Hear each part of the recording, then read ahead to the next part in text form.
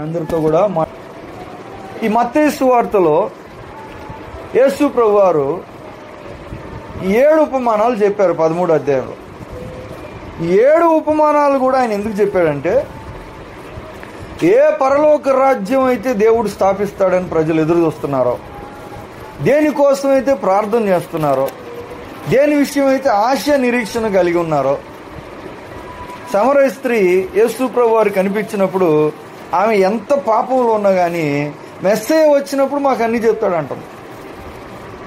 అంటే పూర్తిగా దేవుణ్ణి వెతికే ప్రజలు, అదే రీతిగా దేవుని మాటలు వాక్యం అంతా తెలిసినా కూడా ఇష్టానుసారంగా బతికే ప్రజలు కూడా మెస్సయ్య కోసం ఎదురు చూస్తున్నారు. ఆయన వచ్చినప్పుడు ఏదో మేలు ఆశీర్వాదం కలుగుతుందని నిజంగా కలిగింది. ఏమిటి మేలులు ఆశీర్వాదం అంటే, ప్రభునందు ప్రియులారా, మర్మములు బయలుపరిచారు. అనేక ఆశీర్వాదాలు ఉన్నాయి. అందుట్లో ఈరోజు ఇక్కడ రాయబడిన మాటలతో మనం గ్రహించినట్లయితే మర్మాల గురించి చెప్పారు. మర్మం అంటే రహస్యం. మర్మం అంటే ఏంటి? దాచబడింది అనమాట. కళ్ళకు మరుగు చేసి ఎవరి ఊహకు అందకుండా పెట్టిన విషయాలను యేసు ప్రభువారు వచ్చి చెప్పారు. ఆయన చెప్పిన మాట ఏమంటే, పరలోక రాజ్యాన్ని ఎలా పొందుకోవాలి. భక్తి జీవితం అందరూ చేస్తూ వచ్చారు అప్పటిదాకా కూడా. అయితే యేసు ప్రభువారు ఈ మర్మమైన సత్యాన్ని చెప్పాడు. పరలోక రాజ్యం ఎలా పడితే అలా రాదు అని చెప్తున్నాడు. ఉంది కానీ, వస్తుంది కానీ, పొందుకుంటారు కానీ, పొందే వాళ్ళ లక్షణము, పొందాలంటే చేయవలసిన పని ఏమిటనేది మొదటిసారిగా యేసు ప్రభువారు చెప్పారు. దేవునికి మహిమ కలుగునుగాక. ఆశ్చర్యకరంగా చెప్పాడు. ఏమిటంటే, అప్పటిదాకా కూడా యూదులకు భక్తి ఉంది, ధర్మశాస్త్రం ఉంది, మందిరాలు ఉన్నాయి, వాక్యం ఉంది, పండగలు ఉన్నాయి, ఉపవాసాలు చేస్తున్నారు, ప్రార్థనలు చేస్తున్నారు, బలులు అర్పణలు అర్పిస్తున్నారు. కానీ ఎలా చేయాలన్న ఒక సత్యం నూతనంగా ప్రభువారు చెప్పారు. అప్పటిదాకా వాళ్ళ నమ్మకం ఏమిటంటే, వారానికి ఒక రోజు చేస్తే చాలు. అదే ధర్మశాస్త్రం ఉంది. ధర్మశాస్త్రం ఏముందంటే 6 రోజులు పని చేయండి, ఒకరోజు మాత్రం దేవునికి మీరు ప్రత్యేకించండి. కనుక వాళ్ళ ఆలోచన, వాళ్ళ భక్తి అప్పటిదాకా ఎలాగుందంటే, కొంచెం చేస్తే చాలు. వాళ్ళకి తెలిసింది అది. వారానికి ఒక రోజు చేస్తే చాలు, ఏదో కొంచెం కానుకిస్తే చాలు, కొన్ని పండగలు చేస్తే చాలు, కొంత భాగం దేవునికి ఇస్తే చాలు. అది వాక్యం ఉంది కనుక వాళ్ళు చేశారు. అవి ఎంతవరకు సరిపోతే, ఇక్కడికి ఈయన వచ్చి ఏమంటున్నాడంటే, కలిగిందంత ఇస్తే కానీ పొందుకోలేరా అన్నాడు. అమ్మ ఏమంటున్నాడు? కలిగినదంతా. 2 ఉపమానాలు మనం చూసాం. ఒకటే మాట ఉంది. కొందరు అనుకోకుండా కనిపెట్టిన వాళ్ళు, కొందరు ఎతికి కనిపెట్టిన వాళ్ళు. 2 రకాలు కనిపెడతారు అన్నాడు. పరలోక రాజ్యం, ఏ రాజ్యం అయితే దేవుడు స్థాపిస్తాడని, ఎదురు లేకుండా ఉంటుందని, అది పొందిన వారికి తప్ప మిగతా వారికి చెందదని ఒక రాజ్యం గురించి చెప్పాడు. ఆ రాజ్యాన్ని 2 రకాలైన మనుషులు పొందుకుంటారు అన్నది. మొదటి రకం ఏమిటంటే, అనుకోకుండా తగిలింది వాళ్ళకి. వాళ్ళ జీవితంలో పరలోక రాజ్యం ఉందని కానీ, పరలోక రాజ్యాన్ని పొందాలని కానీ, పరలోక రాజ్యంలో అడుగు పెట్టాలని కానీ, పరలోక రాజ్యం గురించిన ఒక ఆలోచన కానీ లేకుండా కొందరు ఉంటారు. వాళ్ళు ఏమి వెతకరు. వాళ్ళ బ్రతుకు వాళ్ళు బతకటం, వాళ్ళ సంపాదన వాళ్ళు సంపాదించుకోవటం, వాళ్ళ ఈ జీవితం ఏదైతే ఉందో ఈ లోకంలో అది చేస్తూ ఉంటారు కొంతమంది. మొదటి రకం అన్నమాట. సడన్గా వాళ్ళ జీవితంలో ఏం కలుగుతుందంటే, అనుకోకుండా ఎక్కడో దాచిపెట్టిన ఒక నిధి లాంటి పరలోక రాజ్యం వాళ్ళకి దొరుకుతుందంట. అనుకోకుండా కనిపెట్టినాడు ఒకడు. ఇలాంటి వాళ్ళు ఉంటారు ఈ దేవుని రాజ్యంలో అడుగు పెట్టగలిగేవాళ్ళు. ఇంకొందరు వెతుకుతూ ఉంటారు ప్రారంభం నుంచి కూడా. ఈ 2వ రకం. ముత్యాన్ని ఎతుకుతున్నాడు అంట ఒకడు. వెతకలా నిధిని కనిపెట్టాడు. ఈ వ్యక్తి మాత్రం ముత్యం వెతుకుతున్నాడు. అసలు దేవుడు ఉన్నాడా, ఉంటే ఎలాగుంటాడు, దేవుని దగ్గర నేను ఎలా చేరుకోవాలి, దేవుడికి నచ్చింది ఏంటి, అసలు దేవునికి ఇష్టమైంది ఏంటి, నేను ఎందుకు వచ్చాను, నేను ఎక్కడికి వెళ్తున్నాను, ఇలాంటి ఆలోచనలు కొందరు మనసులో తిరుగుతా. వాళ్ళు వెతికేవారు, వీళ్ళు వెతకకుండా బ్రతికేవాళ్ళు. వెతికినా వెతకకపోయినా ఖచ్చితంగా పరలోక రాజ్యము, ప్రభునందు ప్రియులారా, కొందరు జీవితంలో ఏదో ఒక టైంలో దొరుకుతుందని దేవుని వాక్యం జ్ఞాపకం చేస్తుంది. అయితే దొరికిన తర్వాత ఎలా సంపాదించాలి, ఈరోజు ఆ విషయం చూస్తున్నాం. ఎలా సంపాదించాలంటే యేసు ప్రభువు ఒక క్రొత్త విధానం చెప్పాడు. ఎలా సంపాదించాలంట? ఇప్పటి వరకు మీరు చేస్తున్నట్లు చేస్తే మీరు పొందలేరు అన్నట్టుగా చెప్పాడు. ఇప్పటి వరకు నువ్వు ఏదైతే చేస్తున్నావో భక్తి అని, ఏదైతే నీకు అర్థమైందో, ఏదైతే నీకు తెలిసిందో, ఏదైతే ధర్మశాస్త్రంలో కూడా ఉందో, వారానికి ఓ రోజు, జీవితంలో కొంత భాగం, పండగలు కొన్ని ఆచారాలు కొంత, అది ఎంతవరకు సరిపోతుంది? బైబిల్లో లేదంటే బైబిల్లో అదే ఉంది పాత నిబంధనలో. కానీ ఈయన వచ్చి అది సరిపోదు అంటున్నాడు. దేనికి సరిపోదు? ఎందుకంటే అవన్నీ దేన్ని పొందటానికి సరిపోతాయి అంటే ఈ లోక రాజ్యాన్ని పొందటానికి సరిపోతాయి. గ్రహించండి ప్రభునందు ప్రియులారా. వారానికి ఒక రోజు దేవునికి ఇవ్వటం, ధనంలో కొంత భాగం దేవునికి ఇవ్వటం, తర్వాత పండగలు చేయటం, పైపోయిన భక్తి, అసంపూర్ణమైన భక్తి ధర్మశాస్త్రంలో ఏదైతే చేస్తూ వచ్చారో ఇది ఈ లోక రాజ్యాన్ని సంపాదించడానికి సరిపోదు. ఎందుకంటే అవన్నీ దేవుడు ఏమి ఇస్తా అన్నాడు అంటే ఇవన్నీ చేస్తే వాగ్దాన భూమి ఇస్తా అన్నాడు దేవుడు. అంటే ఈ లోకంలో ఉండటానికి మంచి గృహము, మంచి ఇల్లు, మంచి కడుపు నిండా తిండి, వెండి బంగారం, పాలు తేనెలు ఇవి ఇచ్చే ఒక దేశాన్ని పొందుకోవటానికి మాత్రం, అంటే ఈ లోకాన్ని పొందుకోవడానికి అది సరిపోదు. ఏది? సగం భక్తి, పైపైన భక్తి, మామూలుగా ప్రజలు చేస్తున్నటువంటి భక్తి. మొదటిసారిగా ప్రభువారు వచ్చి ఏమని చెప్తున్నాడంటే పరలోక రాజ్యాన్ని సంపాదించాలంటే మీరు చేస్తున్నది ఏమాత్రము సరిపోదని చెప్పాడు. ఎవరి మాట ఇది? మర్మం అని చెప్తున్నాడు. మీకు తెలియదు అనుకుంటా. పరలోక రాజ్యం గురించి మీరేమనుకుంటున్నారో, పరలోక రాజ్యం ఎలాంటిదో, ఎలా పొందుకోవాలో మీకు ఇప్పటి వరకు కూడా మరుగు చేయబడి ఉంది. ఏం చెప్తున్నాడు? దాచబడిన ధనాన్ని పొందిన వ్యక్తి ఏం చేశాడంట? సంతోషంతో వెళ్ళి ముత్యాన్ని కొనటానికి ఎత్తుకున్నాడు కూడా అమూల్యమైన ఒక ముత్యాన్ని. మొదటి విషయం ప్రభునందు ప్రియులారా, ఈరోజు మనం గ్రహించాల్సింది పరలోక రాజ్యపు విలువ తెలిసిన వాళ్ళు ఎంతమంది ఉన్నారు? నా ప్రశ్న ఏంటి? ఏ రాజ్యంలో అయితే ప్రజలు అడుగు పెట్టడానికి దేవుడు అవకాశం ఇచ్చాడో, ఏ రాజ్యంలో అయితే దేవుడు రాజుగా ఉంటున్నాడో, ఏ రాజ్యంలో అయితే మరణం ఉండదో, ఆకలి ఉండదో, చీకటి ఉండదో, వేదన ఉండదో, శాపం ఉండదో, దుఃఖం ఉండదో, వ్యాధి ఉండదో, ఆ రాజ్యం యొక్క విలువ ఎంత విలువ ఉంది దానికి?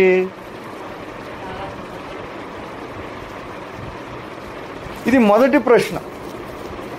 ఎలా పొందుకోవాలి అని మనం ఆలోచన చేస్తుండగా అసలు దాని విలువ ఎంత అనేది మనకు తెలియాలి. ఎందుకంటే పొందే వ్యక్తులు ఎవరైతే పొందుతారో వాళ్ళు ఏం చేస్తే పొందుతారో చెప్పాడు.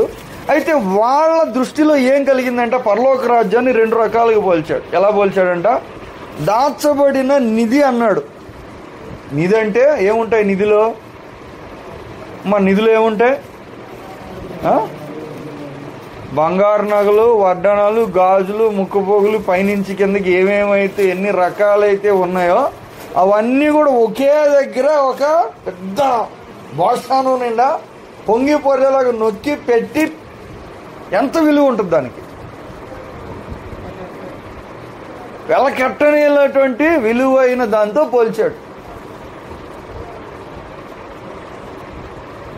దేవుని రాజ్యము దేవుడి మాటల్లో ఎలాగుందంటే మనుషులకి అది తేలికగా, మనుషులకి దేవుని సన్నిధి, దేవుని రూపము, దేవుని లక్షణము, దేవుని జీవము, దేవునితో సహవాసము, దేవుని వెంబడించటము, దేవుని కలిగి ఉండటము, దేవునితో జీవించటము కొందరికి చాలా తక్కువగా ఉండొచ్చు. కానీ యేసు ప్రభు వారు చెప్పిన ఒక ఉపమానం ఎలాగుందంటే దానితో సాటి కానీ, దాన్ని మించింది కానీ, అలాంటిది కానీ ఇక నీ జీవితంలో అసలు దొరకదు అన్నట్టుగా చెప్పాడు. దాచబడిన నిధి. ఎంత చదువు చదివితే ఒక నిధి దొరుకుతుందమ్మా చెప్పండి? చదువు చదివితే, మహా చదివితే ఉద్యోగం సంపాదించవచ్చు.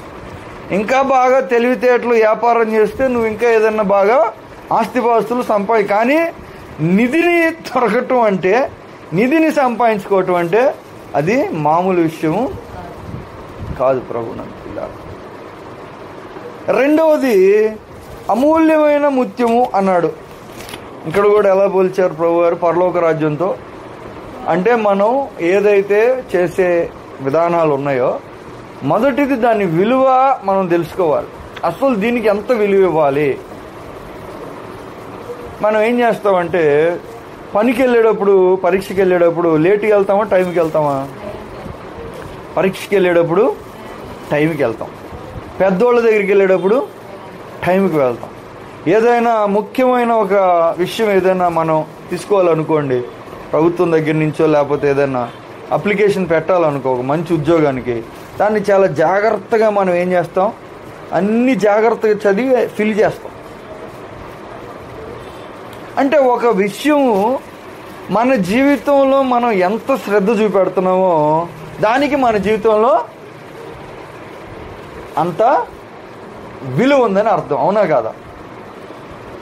ఎంత కొన్ని విషయాలు బాగా శ్రద్ధ చూపెడతాం, కొన్ని విషయాలు సగం సగం చేసి పక్కన పెడతాం. దాని అర్థం ఏమిటి? దేని విషయమైతే మనం అత్యధికమైన శ్రద్ధ, ఆసక్తి, భయము, మెలకువ కలిగి ఉన్నామో అది మన జీవితంలో చాలా విలువైనది, ముఖ్యమైనది, అమూల్యమైనది. అంతేగా అర్థం. పరలోక రాజ్యం విలువ తెలుసుకోవాలి. ముందుగా మా పరలోక రాజ్యం యొక్క విలువ తెలుసుకోవాలి. మాకు తెలుసండి పరలోక రాజ్యం చాలా గొప్పది, అబ్బో దేవుడి రాజ్యం మాటలు కాదు అసలు, అది ఏంటది ఎంతో గొప్పది అనకూడదు, దాన్ని చూపించాలి జీవితంలో. ఎవరు చెప్తున్నారు? ప్రభువారు చెప్తున్నారు. ఎవరు పొందుతారు? ఈరోజు మన ధ్యానం ఏమంటే, నీవు కానీ పొందాలి అంటే, అందరూ పొందాలని దేవుడు కోరుకుంటున్నాడు, నేను కూడా పొందాలని నేను ఆశ కలిగి ఉన్నా. కానీ నేను ఆశ కలిగి ఉన్నానా లేకపోతే దేవుడు కోరుకుంటున్నాడా అనేది కాదు, కానీ నేను పొందుకోగలనా లేదా. అందరూ కలెక్టర్ అవ్వాలి, అందరూ పెద్ద పెద్ద స్థాయికి వెళ్ళాలని కోరుకుంటారు, అందరూ బంగారు పథకం సంపాదించాలని కోరుకుంటారు, అందరూ కూడా ఏదో పెద్ద వ్యక్తి అవ్వాలని కోరిక అందరికీ ఉంటుంది. కానీ ఎవరు దాన్ని నెరవేర్చుకోగలరు అంటే దానికి కొన్ని లక్షణాలు, దాని సిద్ధపాటు, కొన్ని ఇవన్నీ ఉంటాయి.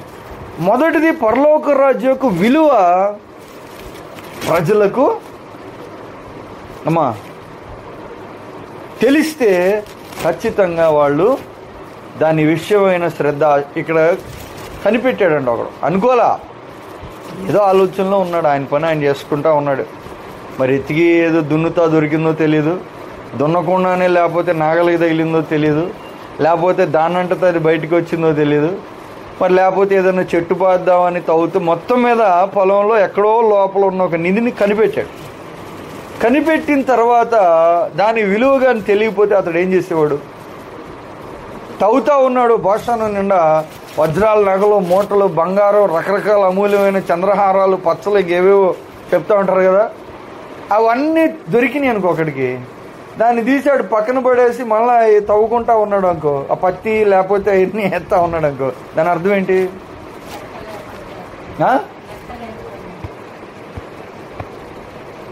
లెక్కలేదా? దాని విలువ తెలీదా? లెక్కలేదని కూడా చూద్దాం, అనుకుందాం. వాడికి ఏమి లెక్కలేదు, 1000 కోట్లు అంటే లెక్కలేదా అమ్మా? 1000 కోట్లు అంటే లెక్క. ఒక 1000 కోట్లు అనుకుందాం ఉదాహరణకి, 1000 కోట్ల నిధి దొరికింది అనుకో పొలంలో ఒక రైతుకి తవ్వుతా ఉంటే, ఆ 1000 కోట్లని తన్ని పక్కన పడేసి మళ్ళీ తవ్వి దాన్ని లేకపోతే ఏ పూల మొక్కలో లేకపోతే అయ్యేది నాటుకుంటున్నాడు అనుకో, దాని అర్థం ఏంటి? ఆడికి అది అవసరం లేదనా? ఆడికి అతను విలువ తెలీదనా? అవసరం లేక లెక్కలేనోడు ఉన్నాడు. ఎందుకంటే పొలం పని ఎందుకు చేస్తున్నాడు? మరి 1000 కోట్లు వద్దనేవాడు మరి పొలం పని ఎందుకు చేస్తున్నట్టు? 100 రూపాయల కోసం, 10,000 కోసమోగా. అంటే 10,000కు విలువ అనేది లెక్కలేదు అంటానికి లేదు. లెక్కలేనోడు అవడు, ఎందుకంటే ఏదో చేస్తున్నాడు. దేనికోసం చేస్తున్నాడు? ఆరోగ్యం కోసం, ఎక్సర్సైజ్ కోసం, టైంపాస్ కోసం చేయరు. ఖచ్చితంగా పొలాన్ని పండించే వాళ్ళు దేనికోసం చేస్తారు? దానివల్ల కలిగే సంపాదన, లాభం కోసమేగా చేసేది. ఆ సంపాదన, లాభం కోసం కష్టపడే మనిషి దానికంటే 1,000,000 రెట్లు ఖరీదైంది ఒకటి ఎతకకుండా దొరికితే దాన్ని పక్కన పడేసాడంటే అర్థం ఏమిటి? ఖచ్చితంగా దాని విలువ తెలియదని అర్థం. లెక్కలేనోడు ఉన్నాడు. లెక్కలేనోడు ఎవడైనా ఉంటాడా? లెక్కలేనోడు ఉండరు. ఎందుకంటే మనుషుల ప్రవర్తన మనకు తెలుసు. ఏదో పని చేస్తే ఏదైనా చిన్నది దొరికింది అనుకోండి, అది డూప్లికేట్దో, అది ఎవడో వాడిపోయి సత్తుదో పడేసినా కానీ గబుక్కున్నది బంగారం ఏంటని దొరికింది తీసి జేబులో పెట్టుకుని ఎవడికి చెప్పకుండా సీక్రెట్ ఇంటికి వెళ్ళి దానికి అడిగి అమ్మాయి దొరికిందంటాం, లేకపోతే ఏదో దొరికిందంటాం, ఏది తీసి చూపి అంటాం. ఏంటిది అంటే బంగారం ఏంటిది అంటే ఏదో అయి ఉంటుందంటే మొత్తం మీద ఇలాంటిది వాళ్ళు ఎవరో పెట్టుకున్నాను, ఖచ్చితంగా అది అలాంటిది అయ్యి ఉంటే ఎవరన్నా అడుగుదాం అంటే ఎవరిని అడుగుదావు, ఎవడికి చెప్తే ఏమనుకుంటారు, చెప్పకుండా అడిగితేనే విలువ తెలీదు. దీన్ని అసలు ఎట్లా సంపాదించాలి, ఎట్లా దాయాలి, ఎట్లా అమ్మాలి, ఇదే ఇంత చిన్నదాని గురించి విలువ తెలియని వాళ్ళు ఉండరు. మా అర్థమవుతుందా? లెక్కలేని వాళ్ళు ఉండరు. లెక్కలేని వాళ్ళు చాలా తక్కువ మంది ఉంటారు. ఒకవేళ ఎవడైనా ఉంటే ఖచ్చితంగా ఆ వ్యక్తిని ఏమంటాం మనం, ఒకవేళ ఉన్నాడు అనుకోండి. ఎందుకంటే జనరల్గా ఎవరికైనా ఏదైనా దొరికితే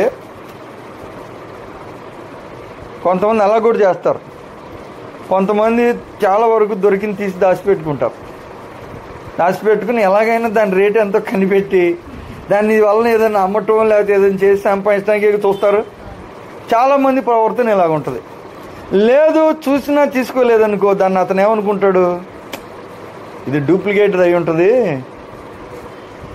విలువైంది అనుకుంటే ఏం చేస్తారు, తీసుకొని దాన్ని ఏదో రకంగా సంపాదించుకొని మొత్తం మీద చేయడానికి చూస్తారు.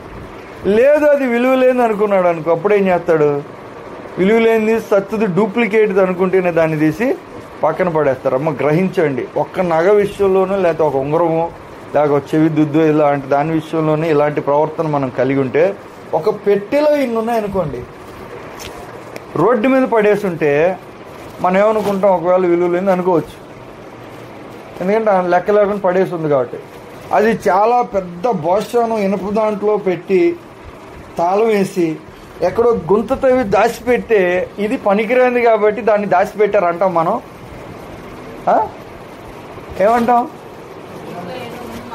ఇంత లోపల తవ్వి ఇంత బలమైన ఒక పెట్టెలో పెట్టి ఇంత గట్టి తాళం వేసారు అంటే అర్థం ఏంటి, ఖచ్చితంగా ఇది చాలా చాలా చాలా ఖరీదు విలువైందనేగా నమ్ముతాం. అవునా కదా? అంత తవ్వి అలాగున్నా దాన్ని చూసి ఇది విలువ లేదని ఎవడన్నా అంటే ఆయన ఏమంటాం, ఖచ్చితంగా ఆ వ్యక్తి ఏమై ఉండాలి, ఖచ్చితంగా ఆ వ్యక్తి ఏదో కొంచెం మైండ్ సరిలేని వ్యక్తి అయి ఉండాలి. ఎందుకంటే దాచబడి ఉన్న నిధి విషయంలో ఎవడు కూడా నిర్లక్ష్యంగా ఉండరు. వాళ్ళు రోడ్డు మీద దొరికింది అనే విషయంలో ఉంటే ఉండొచ్చు. దాచబడిన నిధితో పోల్చాడు పరలోకం అంటే ఎంత విలువైందో మీరు ఆలోచన చేయండి. ఎందుకంటే పొందుకోవాలి ఉంటే బాగుంటుంది, పొందాలని మనం అనుకుంటున్నాం. కష్టంగా ఏం చెప్తున్నాడంటే, వారానికి ఒకరోజు భక్తి చేయటం, ఎప్పుడో ఒకసారి పండగ చేయటం, నచ్చినప్పుడు ఏదో చేయటం అని ధర్మశాస్త్రంలో ఉంది. అవి చేస్తే ఏమొస్తుంది అంటే ఈలోక రాజ్యం వస్తుంది. ఈలోక రాజ్యం వాగ్దానం చేశాడు వాళ్ళకి.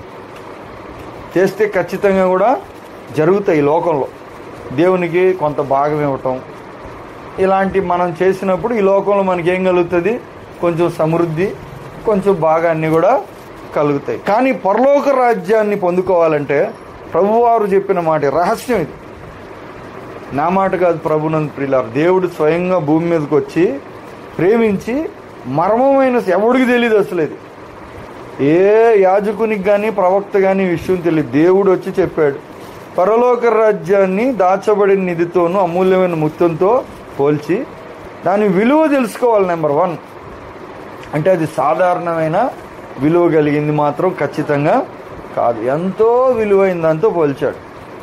రెండవది, దాని విలువ తెలుసుకున్న వ్యక్తి సరైన ఆలోచన కలిగినోడైతే ఏం చేస్తాడు, ఇమీడియట్గా ఏం చేశారంట, మళ్ళా దాన్నాడు దాచాడు, కనిపెట్టి పరిగెత్తికెళ్ళి ఏం చేశాడు, మొత్తం ఉన్నదంతా అమ్మటం మొదలెట్టాడు. సడన్గా జరిగింది ఆడి జీవితంలో. ఈడు ముత్యాలు కొనేవాడు, ఇతను ఒకవేళ అమ్ముతున్నాడు అనుకో, వీడు ఖచ్చితంగా అన్ని అమ్ముతున్నాడు అంటే అర్థం ఏంటి, ముత్యాల వ్యాపారం చేసేవాడు. అప్పటిదాకా చాలా ముత్యాలను కొని పెట్టుకున్నాడు, చాలా వస్తువులను కొని పెట్టుకున్నాడు, అన్ని ఆడి పనే వ్యాపారం చేయటం. చాలా కొని పెట్టుకున్నాడు. సడన్గా ఒకరోజు వచ్చి మొత్తం అమ్మేస్తున్నాడు.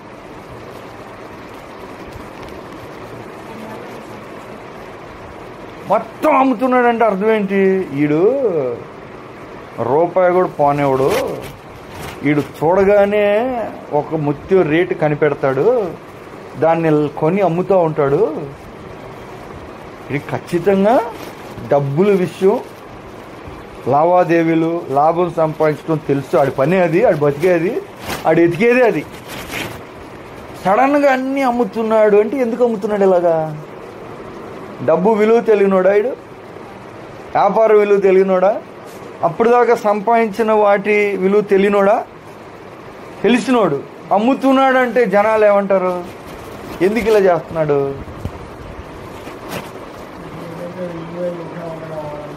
ఏదో ఉంది, ఏదో ఒకటి ఇడికి పిక్చర్ని ఎక్కువ ఉండాలి. ఎందుకంటే డబ్బు విలువ తెలియనోడు కాదు, అడికి తెలుసు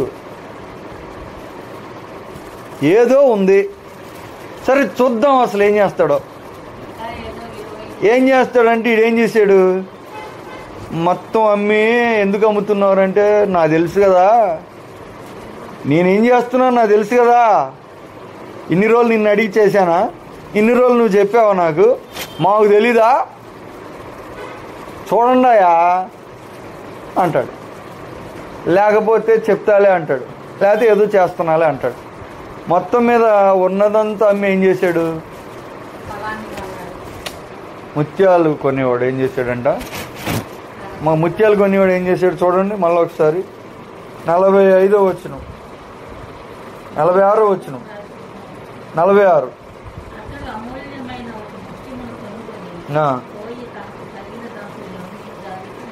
దేన్ని కొంటాడంట? ఏంటది? అతడు అమూల్యమైన ఏం కనుక్కున్నాడు చెప్పు మేస్త్రి, ఏం ఎన్ని ముత్యాలు రాస్తుంది కదా చదువు, ఎన్ని ముత్యం? ఒకే ఒక్క ముత్యం అంట. ఇది ఇంత ఉంది, ఎంత ఉంటుంది, ఎంత ఉంటుంది ముత్యం? మహా అయితే ఇంత ఉంటుంది, లేకపోతే ఇంత ఉంటుంది, లేకపోతే ఇంత ఉంటుంది, లేకపోతే ఒకే ఒక్క ముత్యం. మొత్తం ఇల్లు, ఆస్తి, వెండి, బంగారం, తోటలు, పొలాలు, బట్టలు గిట్లు మొత్తం అమ్మిపడేశాడు. ముత్యాలు ఎన్ని ఉన్నాయి అన్నీ అమ్మేశాడు. బ్యాంకుల్లో తీసాడు, డ్రా చేయటం మొదలెట్టాడు, ఎక్కడెక్కడో దాచిపెట్టి తీశాడు, మొత్తం అమ్మేశాడు. అరే నీకు కావాలా, నేను అమ్ముతున్నా అంటున్నాడు. ఎందుకు అమ్ముతున్నావు? నీకు కావాలా చెప్పు, ఆయన ఎందుకు నీకు కావాలా చెప్పు, కావాలంటే చెప్పు, లేదంటే కావాలి అది తీసుకో.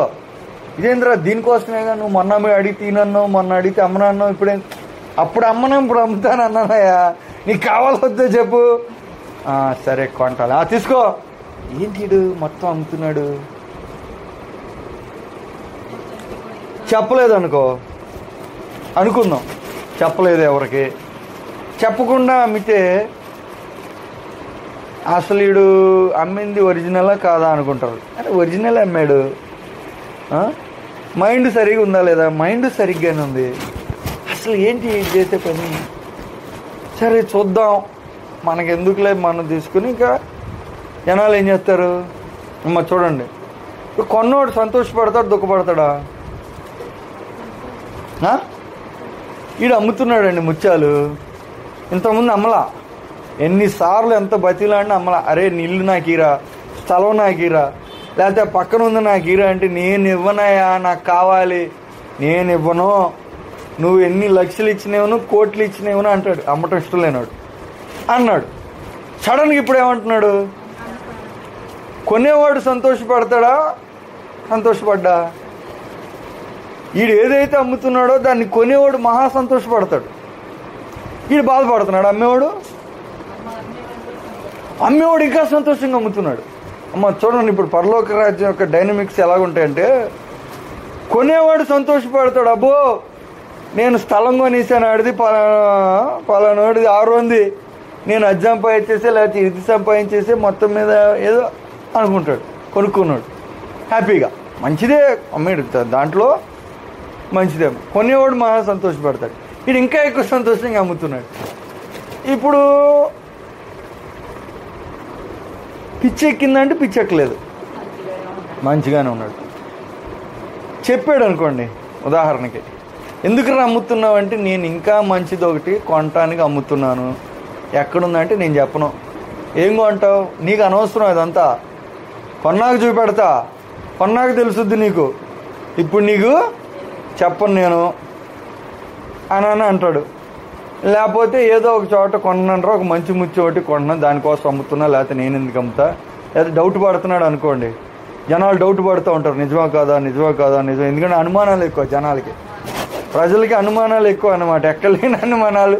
నిజంగా అమ్ముతున్నాం అనుకోండి, జనాలు చెప్పలేదు అనుకో, కొనేవాడు కూడా కొండాలి, కారణం చెప్పాలి, ఎందుకు అమ్ముతున్నావు అంటే, మా అమ్మాయిని చదివిపీటాక అమ్ముతున్నాను, పెళ్లి చేయటాక అమ్ముతున్నాను, లేకపోతే ఇంకో స్థలం కొనుక్కోవాలి అందుకే ఇది అమ్ముతున్నాను అని చెప్తే కారణం వాళ్ళకి ఓహో అని వీడు చెప్పాడు. ఎందుకయ్యా నువ్వు ఇవన్నీ అమ్ముతున్నావు, ఇంత కష్టపడి ఇన్ని రోజులు దాచిపెట్టింది సంపాదించింది, ఇంత ప్రయాసపడి నువ్వు కాపాడుకుంది, ఇప్పుడు ఎందుకు ఇడిచిపెడుతున్నావు? ఇడిచిపెడుతున్నాడు. అన్నీ సంపాదించి దాచిపెట్టిని, యుద్ధం చేసి పోరాడిని వాడు పెట్టుకుని అమ్ముతున్నాడు. ఎందుకు అమ్ముతున్నావు అంటే, ఇంకా విలువైన ఒకటి కొంటున్నానయా, మా తెలీదా ఏంటి,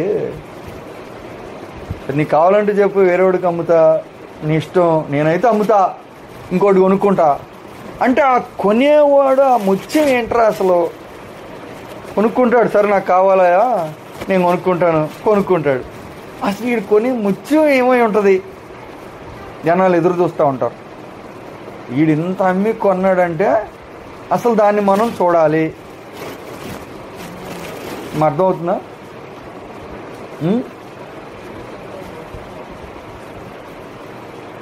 అనుకోకుండా అమ్మేవాడు ఆడు, ఎందుకంటే వీడు ఎతికి అమ్మేవాడు, ఎతుకుతున్నాడు మంచి ముత్యం కోసం, దొరికినప్పుడు అమ్మాడు. ఎతికేవాళ్ళు అనమాట. నిత్య జీవము, పరలోక రాజ్యము, దేవుడు, మహిమ, నీతి, పరిశుద్ధత, కొంతమంది ఎతుకుతారు, కొంతమంది ఎతకరు. అనుకోకుండా తగులుతుంది వాళ్ళకి, ఏదో సమస్యలు వచ్చినప్పుడు, లేకపోతే ఏదో ఒక ఆలోచన, ఏదో అనుకోకుండా వాడు పొలంలో అన్ని దొరికినాడు, వాడు అమ్ముతున్నాడు. మొత్తం అమ్మేస్తున్నప్పుడు అడిగారు అనుకో, ఏం చెప్తాడు? వాడు కూడా చెప్పాడు అనుకుందాం, చెప్పలేదు అనుకుందాం, ఎందుకయ్యా ఇన్ని రోజులు చేయకుండా కొత్తగా చేస్తున్నావు? వాడంటే తెలుసు వాడి పని అది, వీడి పని అది కాదు. ఇతనికి ఈ విషయాలే తెలియవు, ఎలా అమ్మాలో ఎలా కొనాలో ఏమి తెలియదు వాడికి, ఆ మైండ్ కానీ ఆలోచన లేదు. సడన్గా మొదలెట్టాడు. ఇది ఎందుకు చేస్తున్నాడు? మైండ్ బాగుందా? మైండ్ బాగానే ఉంది. కొని అమ్మేది మంచిదేనా? అమ్మేది మంచిదే. మరి ఎందుకు అమ్ముతున్నావు? వాడు కూడా చెప్పరు వీళ్ళు. వీళ్ళు చెప్తారా, నిధి ఉంది నేను కొనుక్కుంటానికి అమ్ముతున్నాను అంటే, ఆ నిధి ఏం చేస్తారు? అయితే మేమే కొందాం అనుకొని, నీకంటే ముందు కొందాం అనుకుని అలాగేం చేస్తారు. చెప్పకుండా అయినా అమ్మాలి. మొత్తం మీద పరలోక రాజ్యం యొక్క విలువ మాకు గ్రహించండి. ఎవరైతే పొందుకున్నారో వాళ్ళ దృష్టిలో పరలోక రాజ్యం అమూల్యమైనది అనమాట, వెల కట్టలేనిది. ఉన్నదంతా చెప్పండి, ఉన్నదంతా ఇచ్చి సంపాదించుకోవాల్సింది. ఎవరైతే సంపాదించుకున్నారో వాళ్ళకి మర్మం ఇది చెప్పాడు యేసుప్రభువు గారు. పరలోక రాజ్యం అంటే ఏంటనుకున్నావు? పరలోక రాజ్యం అంటే పరలోకంలో ఉన్న రాజ్యం, దేవుడు ఈ కాదు. దాని విలువ తెలుసా నీకు? ఉపమానాలు చెప్పాడు, మర్మం అని. అప్పుడు దాకా పైపైన ఆశ్చర్యపోయారు. ఒకడు వచ్చాడు, నిత్య జీవానికి వారసుడు అవడానికి నేను ఏం చేయాలి ప్రభు అని మోకాళ్ళు వేసాడు. చాలా మంచోడు అంటాడు, భక్తిపరుడు అంట. యేసుప్రభు ఏం చెప్పాడు అతనికి, యవనస్తుడికి? తెలుసుగా మీకు ఏం చెప్పాడు? నువ్వు ఏం చేయమన్నాడు? నా మాటలు కాదమ్మా, వినండి బాగా మీరు. అనేకులు ప్రవేశింపచూతురు కానీ వారి వలన, ఆయనే చెప్పాడు, అసలు కనిపెట్టరు అన్నాడు. దాదాపుగా కనిపెట్టరు. ప్రభువారు చెప్తున్నాడు, కనిపెట్టరు. దాని కనుగొని వారు కొందరే అన్నాడు. ఈయనకేం చెప్పాడు? అడిగాడు ఏం చేయమంటావు అన్నాడు. చెప్పాడు ఏం చేయాలో. నీకు కలిగినదంత అమ్మి ఏం చేయమన్నాడు? ధర్మం చేయి అన్నాడు. ధర్మం చేస్తే ఏమవుతుందంట? అప్పుడు పరలోకమందు నీకు ఫలము కలుగును, నీవు వచ్చి నన్ను వెంబడించుము అన్నాడు. వాడేం చేశాడు? పరలోకంలో నీకు ధనం కలుగుతుందిరా అంటే ఈడేం కావాలంటున్నాడు? అడిగేం కావాలి? పరలోకంలో ధనం కలుగుతుంది అన్నాడు. వాడికి పరలోకంలో ధనం కావాలొద్దా? కావాలా? కావాలంటే మరి ఆ పని ఎందుకు చేయలేదు? ఆ పని చేయలేదంటే అర్థం ఏంటి? ఆడికి ఇక్కడ ఆల్రెడీ ధనం ఉంది, ఇక్కడ చాలా ధనం ఉంది, అక్కడ ధనం పొందే భాగ్యం ఉంది. ఇప్పుడు ఏ ధనం కావాలి వాడికి? ఏ ధనం కావాలి ఫైనల్గా చెప్పండి? ఇక్కడ చాలా ధనం ఉంది, ఇక్కడ ఉంది కొంచెం, ఏదో ఆడికి ఉంది, అక్కడ కలుగుతుంది అంటున్నాడు. ఈ ధనం కావాలా ఆ ధనం కావాలా ఆడికి? అది వద్దనేగా. మరి భక్తి అంతా ఎందుకు చేసినట్టు? చిన్నప్పటి నుంచి చేస్తున్నాడు అంటాడు. చిన్నప్పటి నుంచి చేశాడు. ఏం చేశాడు? తల్లిదండ్రులు మాట విన్నాను, మొత్తం అన్నీ చేశాను అన్నాడు. అవన్నీ భూలోకంలో కలగటం కోసమే. పరలోకంలో ధనం కావాలంటే ఏం చేయాలి?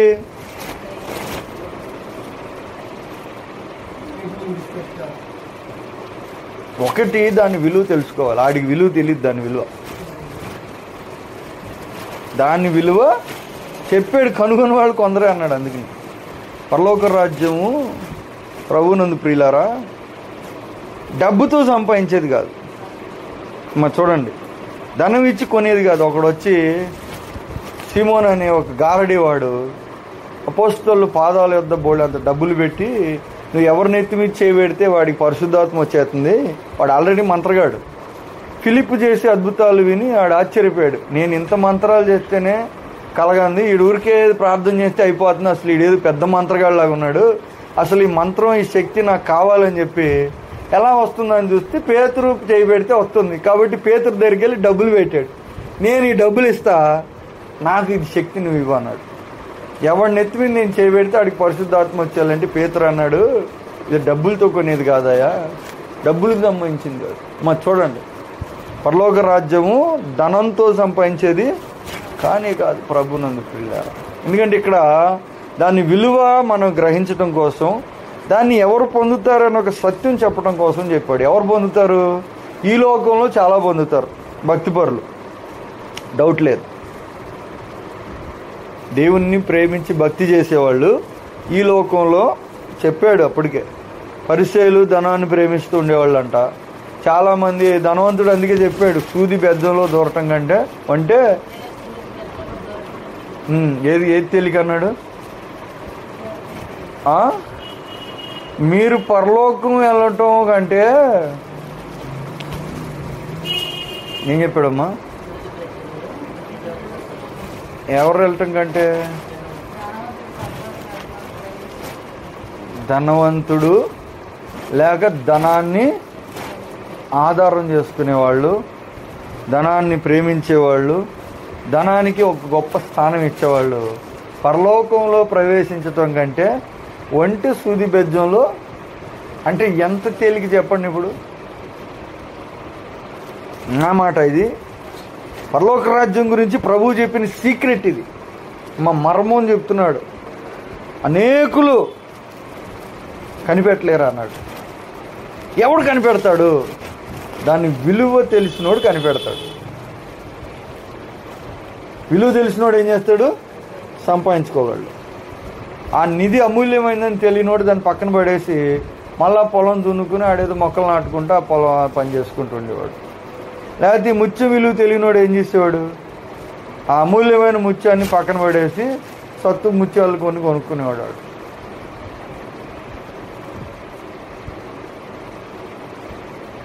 తెలిసినోడు ఏం చేస్తాడు? మహా సంతోషంతో. విలువ తెలిసినోడు ఏం చేస్తాడంటే మహా సంతోషం అన్నాడు. ఇద్దరు అంతే పని చేశారు. అనుకోకుండా కనిపెట్టినోడు అంతే చేశాడు, ఎతికి కనిపెట్టినోడుగా ఏం చేశాడు, వాళ్ళకి ఏం సంతోషం కలుగుతుందంటే ఇంకా ఇడిచిపెట్టడం, అమ్మేయటం మహా సంతోషంగా ఉంటుందంట వాళ్ళకి. యేసు ప్రభు వారు సుంకపు మెట్టు దగ్గర కూర్చున్న మత్తయ్యని నువ్వు నన్ను వెంబడిచ్చాయంటే మత్తయ్య పెద్ద పార్టీ ఇచ్చాడు. ఏం చేశాడు? అపోస్తలుడైన మత్తయి, ఏ మత్తయి సువార్త అయితే మనం చదువుతున్నామో, ఈ మత్తయి సువార్త సుంకపు మెట్టు దగ్గర కూర్చుని ఒక government officer, revenue department, tax డిపార్ట్మెంట్లో ప్రభు ఒక రోజు పిలిచాడు. నువ్వు దొంగ ట్యాక్స్లు వేస్తున్నావు, డబ్బులు దాచిపెడుతున్నావు మత్తయి, నువ్వు నన్ను వెంబడించాయా అన్నాడు. మత్తయి ఏం చేశాడు? పార్టీ ఇచ్చాడు. దేనికి? నేను ఈ ఉద్యోగం ఇడిచిపెడుతున్నాను పార్టీ అన్నాడు. పార్టీకి రండి అన్నాడు. ఎందుకంటే ఉద్యోగం మానేస్తున్నాను. ఉద్యోగం వస్తే కదరా పార్టీ ఇవ్వాలి. పోనీ వేరే ఉద్యోగంలో చేరుతున్నావా? వేరే ఉద్యోగం, ఇంకా పెద్ద ఉద్యోగమా? ఇంకా పెద్ద ఉద్యోగం. ఏ రాజుగారి దగ్గర ఉద్యోగం? ఈ రాజుగారి దగ్గర ఉద్యోగం కదా. జీతం ఎంత? జీతం ఎంత ఉంటుంది? జీతం మామూలుగా డబ్బుల్లో చెప్పలేమన్నాడు, రూపాయల్లో చెప్పలేమయ్యా జీతం అంటున్నాడు. ఎంతరా? ₹1,00,000, 2,00,000? అమెరికా వెళ్తానంటే ఎన్ని డాలర్స్, ఎంత జీతం అడుగుతారు. ఉద్యోగం మానేస్తున్నా అన్నాడు. పార్టీ కూడా ఇచ్చాడు. మరి చూడండి, పరలోక రాజ్యాన్ని కనిపెట్టిన వాళ్ళు అమూల్యమైనదని మహా సంతోషంతో ఇడిచిపెడతారు. ఏడుస్తా, బాధపడతా, ఫీల్ అవుతా. ఒకసారి బండి కొన్నాం మేము. ఇంజనీరింగ్ చదివేటప్పుడు బండి కావాలి కుర్రోళ్ళకి. రూమ్లో ముగ్గురు ఉన్నాం. తలా ఒక 5,000 వేసుకుని బండి కొందాం అనుకున్నాం. ఒక్కడు కొనుక్కోలేము, బండి కావాలి. తలా 5,000 వేసి కొందాం అనుకున్నాం. బండి ఒకటి ఉంది సుజుకి. ఆ సుజుకి అక్కడ ఉంటే హైదరాబాద్లో మేస్త్రి ఒకడు ఉన్నాడు. బండి అమ్ముతామంటే మాట్లాడారు. కొంటాకి వచ్చాం. మాట్లాడే బేరం 14,000 ఎంతో మొత్తం వేసి కొన్న 15,000. ఆ బండి అమ్మేవాడు ఎంత బాధపడ్డాడంటే, దాన్ని చూసుకుంటున్నాడు, దాని వైపు చూస్తున్నాడు, దాని దగ్గర నించున్నాడు. ఒకసారి దాన్ని స్టార్ట్ చేస్తున్నాడు, ఒకసారి తిరిగి వస్తా అంటున్నాడు, సాయంత్రం నాకు పెట్టుకుంటా అంటున్నాడు. లేదు మాకు ఇప్పుడు ఇచ్చేయాలి అన్నాం మేము. మాకు స్పాట్ ఇప్పుడు ఇచ్చేయాలి మాకు. ఆడు ముఖం నల్ల పెట్టుకున్నాడు. మాకు చాలా దుఃఖంతో అమ్ముతున్నాడు అని అర్థమైంది. డబ్బులు అవసరమై అమ్మాడు, లేకపోతే అసలు ఆ బండిని మాత్రం వాడు అమ్మే పొజిషన్ కానే కాదు. ఏదో తప్పక బాధతో వదలలేక అని మనసులో బండి అలాగే ఉంది. చేతిలో బండి ఇడిచిపెట్టాడు కానీ మనసులో బండి అలాగే ఉందన్నమాట. అలాగా అమ్మాడంటే పరలోక రాజ్యాన్ని కొనటానికి కనిపెట్టిన వాళ్ళు అమ్మటం మొదలెడతారు. ఇది నాకు వద్దంటారు. దాన్ని దుఃఖంతో, ఏడుస్తా, కన్నీటితో బాధపడి ఫీల్ అయిపోయి దాన్ని మనసులో పెట్టుకొని ఆడికి విలువ తెలియదు. వద్దు, నువ్వు చేతగా నీవు చంపాయి, నువ్వు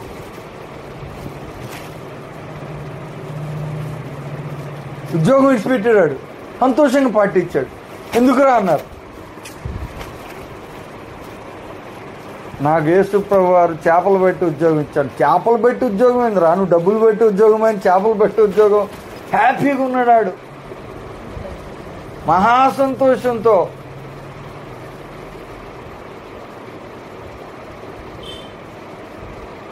ఈరోజు ప్రభు నందు ప్రియులారా, ఇది ఒక మర్మం అని ప్రభు చెప్పాడు. దాచిపెట్టాడంట.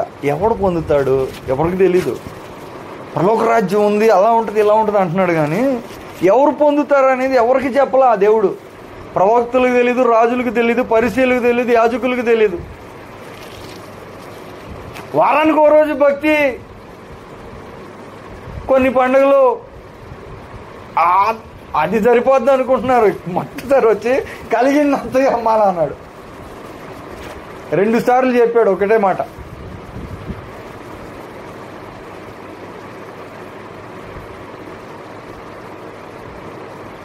సంతోషంతో వెళ్ళి దాని విలువ కనిపెట్టినోడు కలిగిందంతా అమ్ముతాడంట.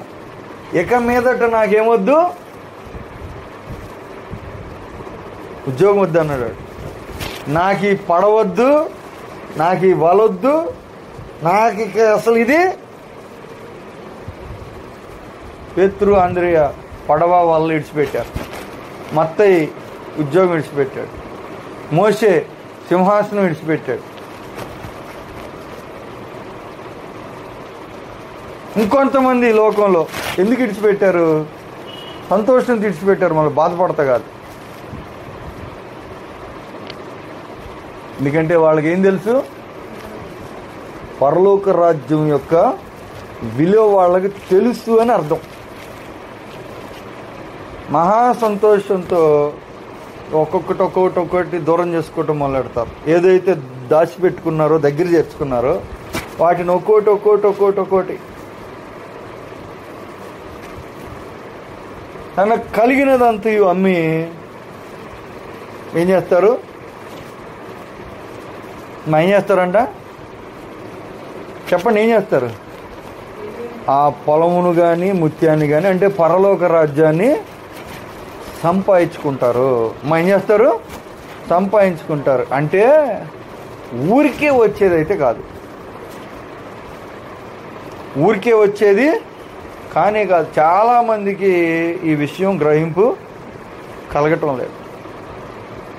ఏదో చాలామంది ఉద్దేశం ఎలా ఉందంటే, దేవుడు వచ్చి నన్ను బతిమలాడి, నాకు కనబడి, నన్ను రమ్మని పిలిచి, ఎలాగానే నాకు ఒక మంచి నేను అడిగిన చాలామంది ఉద్దేశం ఇది. ప్రార్థనకు రా అంటే ఏమంటారు? వద్దు, టైం ఉంది, వద్దాం, టైం ఉంది, వద్దాం. కొంతమంది. ఇంకొంతమంది ఎందుకు రాలేదా అంటే ఏం చెప్తారు? దేవుడు నన్ను కనిపెట్టాలో, లేకపోతే నాకు అది ఇవ్వాలో, నాకు ఇది ఇవ్వాలి, నాకు అది. దాని అర్థం ఏంటి? వాళ్లకు దాని విలువ తెలియదు. నిజంగా తెలిసినోడు ఏం చేస్తాడంట? పరిగెడతాడంట. దేనికోసం? వేరే వాడు సంపాదించుకునే లోపల ఆ పొలాన్ని నేను సంపాదించుకోవాలి, వేరే వాడు సంపాదించే లోపల ముత్యాన్ని నేను సంపాదించుకోవాలి, వేరే వాడు సంపాదించే లోపల ఆ ప్రభువుని నేను సంపాదించుకోవాలి, వేరే వాడు పొందే లోపల అభిషేకం నేను పొందుకోవాలి, వేరే వాడు పొందే లోపల అలాంటి యొక్క నాకు కూడా పరిగెడతారంటే ఇక దానికోసం సంతోషంతో ఇడిచిపెట్టడం మొదలెడతారు. దానికి ఒక ఉద్దేశం ఉంటుంది. ఏమిటి? ఆ అమూల్యమైన పరలోక రాజ్యాన్ని వాళ్ళు సంపాదించుకుంటారంట. ఇప్పుడు మాకు కలిగింది ఏంటి? మేము వదలాల్సింది ఏంటి? మేము అమ్మాల్సింది ఏంటి? సరే, అమూల్యమైంది అన్నావు, వాడు అమ్మి కొన్నాడు, మరి మేమేం అమ్మాలి, మేమేం కొనాలి? ఇది ప్రశ్న. ఎందుకంటే ఊరికే రాదమ్మా, తేలికైంది కూడా కాదు. అది విలువ లేనిదిగా. దాని విలువ నువ్వు గుర్తించకపోతే దానికోసం ఎంత ప్రయాసపడాలో, దాని విషయం ఎన్ని త్యాగాలు చేయాలో, దాని విషయం నువ్వు ఏమేమైతే ఇడిచిపెట్టాలో నువ్వు అవి చేయలేవు.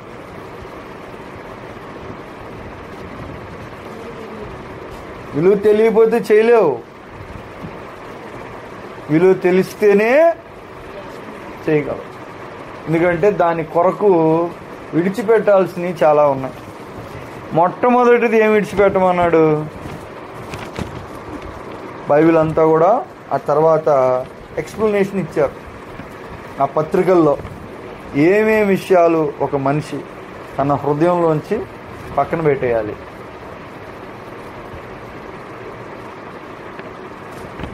తేలిక అనుకుంటున్నారా పరలోక రాజ్యం వెళ్ళటం? అమెరికా వెళ్ళాలంటేనే, ఆస్ట్రేలియా, న్యూజిలాండ్ వెళ్ళాలంటేనే ప్రార్థనలన్నీ ఇయ్యే. ఇప్పుడు మేము తాళ్ళ చెరువులో మార్కులు వస్తేనే ఆ భాష, తర్వాత అక్కడ సీటు రావాలి మళ్ళీ కాలేజీలో, మళ్ళీ అక్కడికి వెళ్ళాక మళ్ళీ ఇక్కడి నుంచి నీకు డబ్బులు చూపించాలి, మళ్ళీ నీ మీద కోర్టు కేసులు లేవని చూపించాలి, మళ్ళీ నీ కోసం ఒకటి సంతకం పెట్టాలి డబ్బున్నాడు, మళ్ళీ నువ్వు మంచి వ్యక్తి అని నీకు పోలీసు వాడు సంతకం పెట్టాలి, మళ్ళీ నీ గురించి మళ్ళీ రికమెండేషన్, నానా రికమెండేషన్లు, నానా రకాలైన బాధలు, కాళ్ళు పట్టుకోలు, ఏడవటాలు, ఇవన్నీ చేస్తే ఎక్కడికి వెళ్తావంట? ఆస్ట్రేలియా గాను, న్యూజిలాండ్, ఫ్రాన్స్, అమెరికా వెళ్ళాలంటే చాలా కష్టం ఈ రోజుల్లో. ఎందుకంటే రానిట్లా. ఈ దేశం నువ్వు దాటి వెళ్ళాలంటేనే నీకు ఇంత కష్టమైతే, ఇన్ని రూల్స్, ఇంత కండిషన్ అయితే మహిమ కలిగిన పరలోక రాజ్యం సాతాను వెళ్ళలేనిది, దూతలు పడిపోయిన వాళ్ళు పొందలేనిది. దేవునితో పాటు సమానంగా ఉంటూ దేవుని పోలికలో కలిగి ఆయన మహిమలు ఆయనతో వెంబడించే రాజ్యానికి వెళ్ళటం తేలికని ప్రజలు ఎందుకు అనుకుంటున్నారు? తేలిక అనుకోవట్లేదు చాలామంది. తేలిక అనుకుంటున్నారా లేకపోతే కష్టం అనుకుంటున్నారా? మీరు చెప్పండి. నాకు మీరే తెలుసు, మీకు చాలామంది తెలుసు కదా. మీ దృష్టిలో మీరు చూసే సంఘాలు, ప్రార్థనలు, భక్తులు పరలోక రాజ్యం తేలిక అనుకుంటున్నారా కష్టం అనుకుంటున్నారా ప్రజలు? మీ దృష్టిలో ఏమనిపిస్తుంది? అసలు వాళ్ళు ఏమనుకుంటున్నారని, వాళ్ళు ఏమనుకుంటున్నారు మీకు అనిపిస్తుంది? తేలిక అనుకుంటున్నారా కష్టం అనుకుంటున్నారా? నేను చెప్పేది కాదు, వాళ్ళు చేసే దాన్ని బట్టి మీకేం అర్థమైంది? వాళ్ళ దృష్టిలో పరలోక రాజ్యం వెళ్ళటం తేలిక కష్టమా? అమెరికా వెళ్ళాలంటే వాడు చాలా కష్టపడి చదువుతూ ఉంటాడు. ఏంటంటే ప్రిపేర్ అవుతున్నా అంటాడు. ఒక ఐఏఎస్ ఆఫీసర్ అవ్వాలంటే, లేదా పోలీస్ ట్రైనింగ్ మీ వాళ్ళు అంతా వెళ్తున్నారుగా, పోలీస్ అవ్వాలంటే ఆడు దూకుతా ఎగురుతా ఉంటారు. ఆడు మామూలుగా ఉండకూడదు. అటు ఇటు పరిగెడతా, దూకుతా, డొల్లుతా, ఏందిరా అంటే పోలీస్ అవ్వాలంటాడు. ఈ పనులు చేస్తూ ఉంటారు. అందుకే భక్తి జీవితంలో ఫైనల్గా పరలోక రాజ్యం చేరుకోవాలనే లక్ష్యం కదా. ఆ భక్తి చేసే వాళ్ళ దృష్టిలో పరలోక రాజ్యం తేలికగా వాళ్ళు అనుకుంటున్నారా కష్టమైంది అనుకుంటున్నారా? ఎందుకు అనిపించింది మీకు వాళ్ళు తేలిక అనుకుంటున్నారని?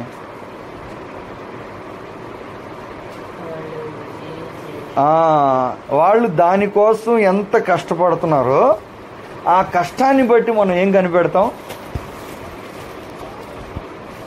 వాళ్ళ దృష్టిలో దాని విలువ ఏంటో మనం కనిపెడతాం. అవునా? వాళ్ళు దానికోసం ఎంత కష్టపడుతున్నారో దాన్ని బట్టి వాళ్ళ దృష్టిలో అది ఎంత విలువైందో మనం కనిపెడుతున్నాం. వివేకంలో మీరేం చెప్పారు? చాలా మంది దృష్టిలో పరలోకం వెళ్ళటం చాలా తేలిక అనుకుంటున్నారండి, కానీ వాస్తవానికి పరలోకం వెళ్ళటం వాళ్ళు అనుకున్నంత తేలిక కాదు. మీరు అనుకున్నంత. మరి మీరేమనుకుంటున్నారు? ఇప్పుడు ప్రశ్న, మనం ఏమనుకుంటున్నాం పరలోక రాజ్యం వెళ్ళటం? ప్రభువారు చెప్పారు, అమూల్యమైన ఒక ముత్యం, దాంతో సాటి ఏది, అది కానుంటే ఏది లేకపోయినా నీకు నష్టం కానీ తక్కువ కానీ కలగనటువంటి ముత్యంతో పోల్చాడు. లేక దాచబడిన ధనం అంటే ఇంతకుముందు లేని అన్నీ వస్తాయి నీకు. ఉదాహరణ అనుకుందాం, పొలం కొన్నాడు ఒకడు. నువ్వు కొనేదానికంటే నీకు వచ్చేది ఎక్కువ. కొన్ని ఇలాగైనా ఆలోచన చేద్దాం. నువ్వు దాచబడిన ధనం అన్నాడు కదా, నిధిని కొంటున్నాడా పొలాన్ని కొంటున్నాడా? నిధిని కొంటున్నాడా పొలాన్ని కొంటున్నాడా? పొలం కొంటున్నాడు. పొలం రేటు ఇస్తాడు, కానీ పొలంతో పాటు ఏమొస్తుంది? కొన్ని వేల ఎకరాలు కొని నిధి వస్తుంది ఆడికి. ఆడ అమ్మేది పొలాన్ని కొని అంతే, కానీ పొందేది కొన్ని వందల వేల రెట్లు పొందుతున్నాడు. అంటే ఇంతకుముందు పొందనటువంటి దీవెనలన్నీ పొందుకుంటాడు ఆ పొలాన్ని కొంటే. అది కొన్న తర్వాత వస్తాయి. కొనకముందు నువ్వేం చేయాలి? అమ్మటం స్టార్ట్ చేయాలి. అంటే విడిచిపెట్టాలి చాలా విషయాలు నువ్వేం చేయాలి? దూరం చేసుకోవాలి, వదిలిపెట్టాలి. ఈరోజు ప్రభునందు ప్రియులారా, మనం చాలా విషయాల మీద శ్రద్ధ కలిగి ఉంటాం. ఎలా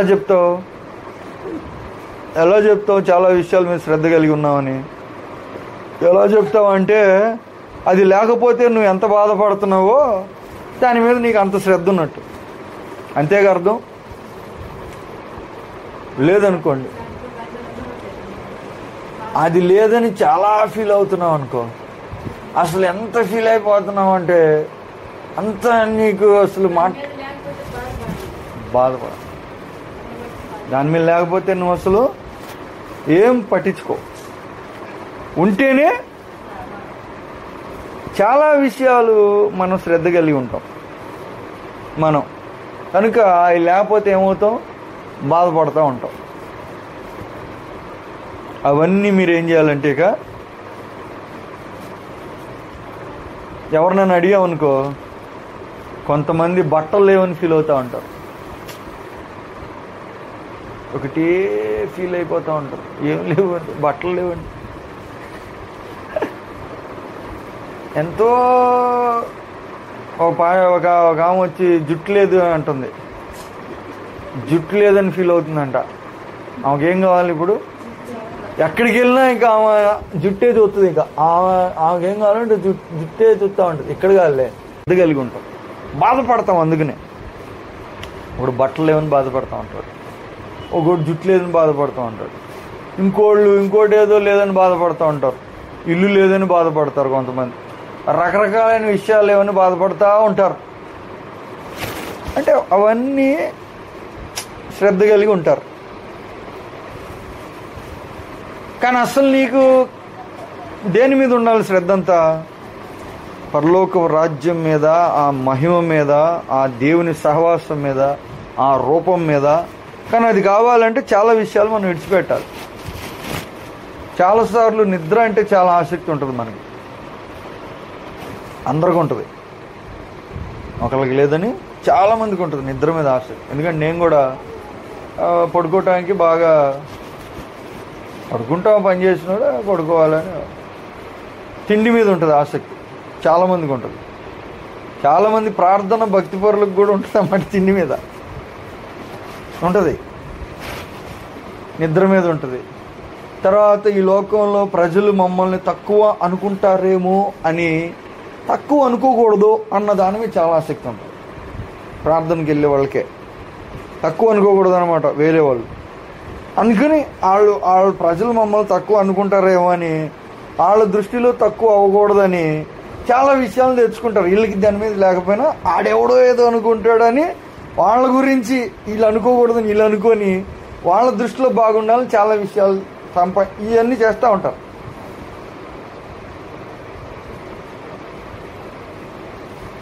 కనుక పరలోక రాజ్యాన్ని సంపాదించుకోవాల్సినంత సంపాదించుకోలేకపోతున్నారు. అర్థమవుతుంది మీకు? అంటే మనకు అమ్మాల్సిన ఏమిటంటే లోకానికి ఇచ్చే సమయము, లేక స్నేహితులకి ఇచ్చే సమయం, లేక మనం లోకంతో సహవాసం చేయటానికి, లోక విషయాలు తెలుసుకోవటానికి ఇచ్చేంత శ్రద్ధ. మా అర్థమవుతుందా? కొంతమంది దేహాన్ని శ్రద్ధ కలిగి ఉంటారు, యవనస్తులకు ఎక్కువ ఉంటుంది అన్నమాట. ఇది వయసు పెరిగే కొద్దీ తగ్గుతూ ఉంటుంది. కొంతమందికి బాడీ మీద మెయింటెనెన్స్ అని ఇవన్నీ ఉంటాయి. ఇలాంటి మీద ఉన్న ఒక శ్రద్ధ దేని మీద ఉండదు? పరలోక రాజ్యం మీద.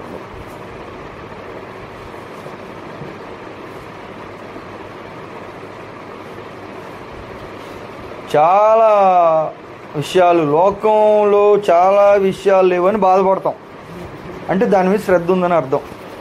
పరలోకంలో చాలా విషయాలు లేవని బాధపడం, అంటే దాని మీద ఏం లేదని అర్థం, శ్రద్ధ లేదని అర్థం. ఇప్పటికీ ఎప్పటి నుంచో చెప్తున్నాను నేను, మా ఓడికి రక్షణ లేదు, నువ్వు ప్రార్థన చేయని అడిగినోడు ఒక్కళ్ళేడు. ఇప్పటికీ 21-22 సంవత్సరాలు అయింది నాకు. చాలా ఫీల్ అవుతూ ఉపవాస ప్రార్థన చేస్తున్నారు. ఆడ అమెరికా వెళ్ళిపోవాలంట. ఏడిసి ఏడిసి ఏడిసి పడిపోతున్నాం. అభావం ఇలాగైపోయి మనల్ని ఏం చేస్తుందంటే, విడిచిపెట్టాల్సిన విషయాలను విడిచిపెట్టకుండా పరలోక రాజ్యాన్ని సంపాదించుకోవటానికి ట్రై చేయటం తేలిక అనుకుంటున్నారు. తేలికేం కాదు, తేలిక అస్సలు కాదు, అలాగని అసాధ్యం కూడా కాదు. దాని విలువ నీకు తెలియాలి. అది ఎంత విలువైందంటే, అంటే ఏది విలువైంది అంటే దేవుని వాక్యం ధ్యానం చేయటము, దేవుని సన్నిధిలో ప్రార్థన చేయటము, దేవుడు చెప్పిన ప్రకారం జీవించటం ఎంత విలువైందంటే, అది నువ్వు మానేసినా పర్లా, ఇది నువ్వు పోగొట్టుకున్నా పర్లా, దీని విషయమై నువ్వు తక్కువైనా పర్వాలా, ఇంకో దాని విషయంలో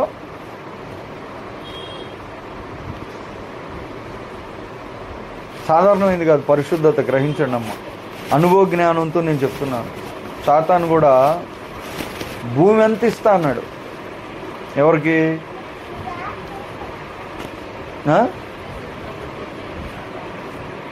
మొక్కుతున్నాడు యేసుప్రభుకి, బతిలాడుతున్నాడు, ఎంటబడుతున్నాడు. నువ్వు నన్ను వెంబడించు, నువ్వు నా దగ్గరికి రా, నువ్వు నాకు దూరం అయిపోకు, నువ్వు నన్ను తోసేయద్దు, నువ్వు నన్ను కాదనొద్దు, మొత్తం నీకు ఇచ్చేస్తాను అంటున్నాడు. యేసుప్రభుని మొక్కుతున్నాడు వచ్చి. ఏమని? నాకు మొక్కు అని మొక్కుతున్నాడు. అంటే డైరెక్ట్ మొక్కలేదు, టెంప్ట్ చేస్తున్నాడు అన్నమాట. నువ్వు కానీ నన్ను వెంబడిస్తే, నువ్వు కానీ దేవుడిని ఇడిచిపెడితే, నువ్వు కానీ నీ భక్తి ఇడిచిపెడితే, నువ్వు కానీ నీ ప్రార్థన ఇడిచిపెడితే, నువ్వు కానీ నీ నిబంధన తప్పిస్తే, నువ్వు కానీ యేసు ప్రభు లేకపోతే ఈ బైబిల్ లేకపోతే ఇవన్నీ నువ్వు కానీ చేసేస్తే నీకు ఏది కావాలంటే అది. అంటే దానికి ఎంత విలువ ఉంది? ఎంత విలువ ఉంది? దేవునితో సహవాసం చేయటం, దేవుణ్ణి వెంబడించటం, దేవుణ్ణి సంపాదించుకోవటం, దేవుని సన్నిధిలో నీవు కనబడటం అనేది ఎంత విలువైందంటే సాతాను భూమి అంత ఇస్తానంటున్నాడు నీకు ఇడిచిపెడితే. అంటే దాని విలువ ఏంటో తెలుసుకోండి ప్రభునందు ప్రియులారా. చాలాసార్లు మా మర్మంగా కూడా ఈ మాట చెప్పాను నేను. మరి మేస్త్రి కూడా విన్నాడో లేదో ఒకసారి చెప్తా. పాస్టరమ్మ గారు కూడా మరి విన్నదో లేదో, వినుండదో బహుశా. ఎందుకంటే ఇప్పుడు మీకు స్పాట్లో 150 కోట్లు ఇస్తాం ఇప్పుడు స్పాట్లో. కానీ రేపొద్దున్న నీవు నిద్రలేవు, ఏం కావాలి కోరుకో. నవ్వటం కాదు, కోరుకోవాలి. 150 కోట్లు ఈరోజు ఇస్తా, రేపు నువ్వు నిద్రలేవేక. ఏం కావాలంటావు? అంటే రేపు ఒక రోజు నువ్వు సంపాదించటం 150 కోట్ల కంటే ఎక్కువనేగా నువ్వు చెప్పేది, అంతేగా? అంటే ఒక రోజు నువ్వు బతకటం 150 కోట్ల కంటే ఎక్కువ, 1000 కోట్ల కంటే కూడా ఎక్కువ అని మనం దేవుడు రోజు ఇచ్చినప్పుడు ఏమీ లేదు అనుకుంటావు. అవునా? ఈరోజు రేపు నిద్ర లేవటం అనేది 100 కోట్ల కంటే ఎక్కువ అని మనం గుర్తించాం. పాస్టరమ్మ గారు వినలేదు కాబట్టి చెప్తున్నాను. రెండోది, సరే నీకు డబ్బులు వద్దు కాబట్టి, సరే నువ్వు నీ ప్రాణం కూడా వద్దు, నీకు 1000 కోట్లు మొత్తం సత్తెనపల్లిలో ఉన్న ఇల్లు కూడా నీకు ఇచ్చేద్దాం. ఎందుకంటే నువ్వు ఇల్లు అడుగుతున్నావు కదా, మొత్తం ఇల్లు అన్నీ నీకే కావాలి. కాకపోతే నీకు పిచ్చెక్కుతుంది అంతే. ఏం కావాలి చెప్పు? 1000 కోట్ల డబ్బులు, ఊర్లో ఉన్న ఇళ్ళన్నీ నీకే కానీ పిచ్చెక్కుతుంది. కావాలొద్దా చెప్పు? దానికి పెద్ద ఆలోచన ఎందుకు? నా బుద్ధి నాకు చాలు, నువ్వొద్దు నీళ్ళొద్దు పోవాయా అంటే నీ మైండ్ నీకు ఉండటం, నీకు వివేచన జ్ఞానం నీకు ఏదైతే ఉందో నీది నీకు ఉండటం, ఈ ఊర్లో ఉన్న ఇల్లు, ఊర్లో ఉన్న డబ్బు అంతటికంటే ఎక్కువనే అంటున్నావు. అవునా కదా? సరే నేను పెంచాను, అప్పుడు వీళ్ళని ఎట్లాగైనా ట్రాప్ చేయాలి. ఇట్లా కాదు, ఈసారి ఆ డబ్బులు నీయే, సత్తెనపల్లిలో ఇల్లు నీయే, అధికారం కూడా నీదే. మొత్తం ఈ సత్తెనపల్లిలో ఏం జరగాలన్నా నువ్వు చెప్పినట్టే జరుగుతుంది. నీ ప్రాణం కూడా వద్దు, నీ మైండ్ కూడా నాకు వద్దు. కాకపోతే నేను నిప్పులు వేసి తగలబెడతాం పొద్దున్న సాయంత్రం దాకా. నీ ప్రాణం నీకే ఉంటుంది, నీ మైండ్ నీకే ఉంటుంది. డబ్బు, ఇల్లు, అధికారం మొత్తం నీయే. చెప్పు ఏం కావాలి? చెప్పు మేస్త్రి, ఏం కావాలి? నన్ను బతకనియే చాలు, నా డబ్బులు వద్దు, నా ఇల్లు వద్దు, నాకేం అంటే నువ్వు ఎలా ఉన్నావో అలా ఉండటం ఎంత విలువైందో కనిపెట్టు. అలా మనం ఉన్నాము, అలా ఉండటం సాధారణమైంది కాదు ప్రభునందు ప్రియులారా. ఎందుకంటే నీకేముంది? నీకు ఇప్పుడు స్వేచ్ఛ ఉంది, ఇప్పుడు నీకు సమాధానం ఉంది, ఇప్పుడు నీకు ఆరోగ్యం ఉంది, ఇప్పుడు నీకు జ్ఞానం, జ్ఞాపక శక్తి, జీవితం అనేది ఉంది. అన్నిటినీ మించి ఇప్పుడు పరలోక రాజ్యాన్ని సంపాదించుకునే ఛాన్స్ నీకుంది. ఎందుకు వద్దన్నారు యేసుప్రభు వారు? భూమి మీద ఉన్నాయని ఇస్తానంటే ఎందుకు వద్దన్నాడు? అయ్యా నాకు పరలోకం కావాలి కాబట్టి నాకు భూలోకం ఏమీ వద్దు అన్నాడు. నాకేం కావాలి? పరలోకం కావాలి కాబట్టి భూలోకంలో ఏమి వద్దు అన్నాడు. వాడేం కావాలన్నాడు? ధనవంతుడు. నాకు పరలోకం వద్దు అన్నాడు వాడు. భూలోకం కావాలన్నాడు. ప్రభువారు ఏమన్నారు? నాకు పరలోకం కావాలి, అసలు భూలోకంలో ఏది నాకొద్దు. దావీదు అన్నాడు, నీవు నాకుండగా ఏది నాకు అక్కర్లేదు. అంటే నీవు లేకుండా చేసుకోవటం కంటే ఏది పోగొట్టుకోవటం అన్న ఈ లోకంలో గొప్పదానిగా చెప్తున్నాడు. ఆయనకు తెలుసు విలువ, కనుక ఆ మాట అనగలిగాడు. ఎవరికైతే పరలోక రాజ్యపు విలువ, పరలోక రాజ్యం అంటే ఇదేం మరమైన విషయం కాదు. ప్రార్థన చేయటం, బైబిల్ చదవటం, వాక్య ప్రకారం జీవించటం, మన దేహంలో ఇంకా ఏదైతే పరిశుద్ధత అనేది సంపాదించుకోవాలో దాన్ని సంపాదించుకోవటం అనేది పరలోక రాజ్యం. దానితో సాటి ఏది లేదు ప్రభు. దానికోసం ఏదైనా అవసరమైనంత మటుకే నువ్వు తీసుకోవాలి. మిగతా అంతా ఏం చేయాలి? మిగతా ఇవన్నీ పరలోక రాజ్యం కోసం మనం వాడాలి.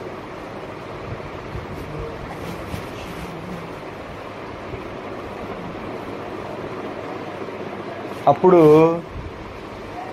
దాన్ని మనం సంపాదించుకోగలం ప్రభునందు ప్రియులారా. ఇది ఒక సీక్రెట్ అన్నమాట. రాసిపెట్టి ఉంచాడు చక్కగా తెలుగులో.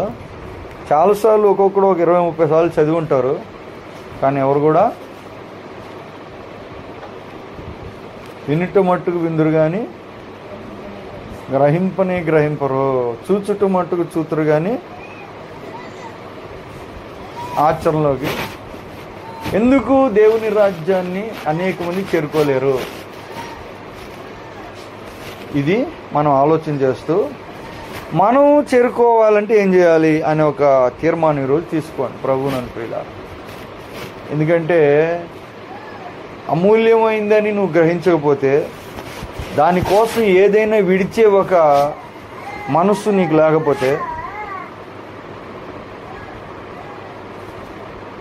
విడిచిపెట్టడం కాదు, ఏదైనా ఇస్తేనే వస్తామంటారు.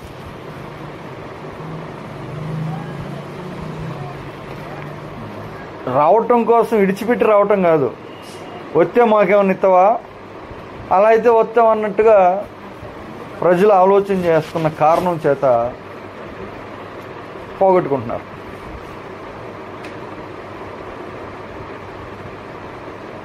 ఈరోజు ప్రభునందు ప్రియులారా, విన్న మాటలను బట్టి దేవుడు ఎంతవరకు మనతో మాట్లాడాడు, ఆయన మనసులో మర్మాన్ని చెప్పారు. పరలోక రాజ్యం ఎంత విలువైంది, ఎవరు పొందుకోగలరు, ఎలా పొందాలి అని ఈరోజు ఆ అమూల్యమైన ముత్యాన్ని పొందుకునే స్థితిలో నీవు నేను ఉన్నామా, లేక పోగొట్టుకునే స్థితిలో ఉన్నామా? నిధిని కనిపెట్టాడు కానీ ఆడు పక్కన పడేసి ఆడి పని ఆడు చేసుకుంటున్నాడు అనుకో. కనిపెట్టాడు కానీ దాని విలువ కూడా